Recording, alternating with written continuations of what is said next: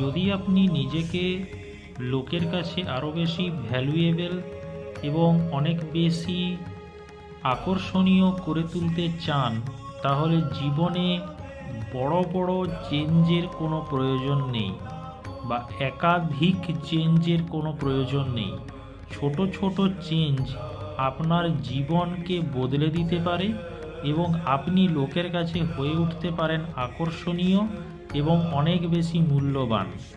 যেমন একটা উদাহরণ, যে সমস্ত চাইনিজ কোম্পানির মোবাইলগুলো যেমন ভিভো, ওপো বা ধরুন ওয়ানপ্লাস, এই সমস্ত কোম্পানিগুলো আছে, তারা ক্যামেরা, ব্যাটারি, পারফরমেন্সের দিক থেকে অনেক বেশি নিজেকে আকর্ষণীয় এবং চেঞ্জেস করার পরে মার্কেট ধরে রাখতে পারে।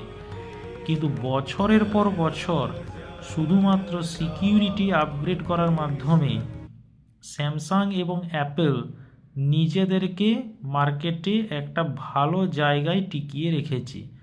যদি অ্যাপেলের কথা বলি, তাহলে সেক্ষেত্রে অ্যাপেলের প্রত্যেকটা ডিভাইসের মধ্যে সেরকম লুকসের কোনো চেঞ্জ দেখতে পাওয়া যায় না এবং ফিচার্সেরও সেরকম কোনো বিশাল কিছু বড় পরিবর্তন লক্ষ্য করা যায় না।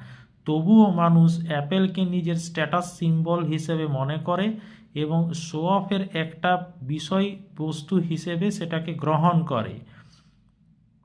তো আপনিও যদি লোকের কাছে আকর্ষণীয় এবং মূল্যবান হয়ে উঠতে চান, তাহলে জীবনে ছোট ছোট পরিবর্তন করুন, যেটা একসময় প্রত্যেকের কাছে একটা বড় পরিবর্তন হিসেবে ফুটে উঠবে এবং আপনার ব্যক্তিত্বে ও আপনার কনফিডেন্সে তার ঝলক লক্ষ্য করা যাবে।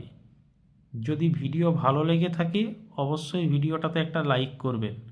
শুভরাত্রি, ধন্যবাদ।